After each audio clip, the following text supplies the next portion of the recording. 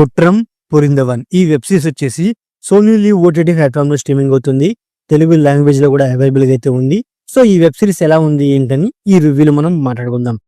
ఈ web series లో direction department అవనండి, యాక్టర్స్ పర్ఫార్మెన్స్ అవనండి, టెక్నికల్ డిపార్ట్మెంట్ అవనండి, వాళ్ళ వర్క్ అనేది చాలా బాగా కనబడుతుంది. అంతేకాకుండా ఓవరాల్ వెబ్ సిరీస్ చూసిన తర్వాత నాకు అర్థమైన పాయింట్ ఏంటి అంటే ఒక వ్యక్తి ఎంత నిజాయితీగా ఉన్నప్పటికీ కొన్ని పరిస్థితులు అతనిలో ఉన్న నిజాయితీని చంపేసి తను చేయలేని పనులు తన స్వార్థం తనతో చేపిస్తుందనే పాయింట్ నాకు చాలా బాగా అర్థమైంది.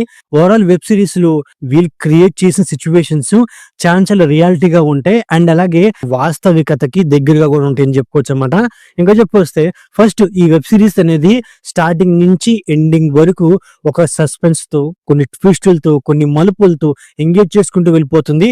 అంతేకాకుండా ఈ వెబ్ సిరీస్ లో యాక్టర్స్ పర్ఫార్మెన్స్ అనేది పీక్స్ లో ఉండిద్ది అనమాట. సో ఓవరాల్ గా ఇదండి Kuttram Purindhavan web series review. నా రివ్యూ నచ్చట్లయితే వీడియోకి ఒక చిన్న లైక్, అలాగే మన ఛానల్ ని సబ్స్క్రైబ్ చేసుకోండి. Okay, thank you all.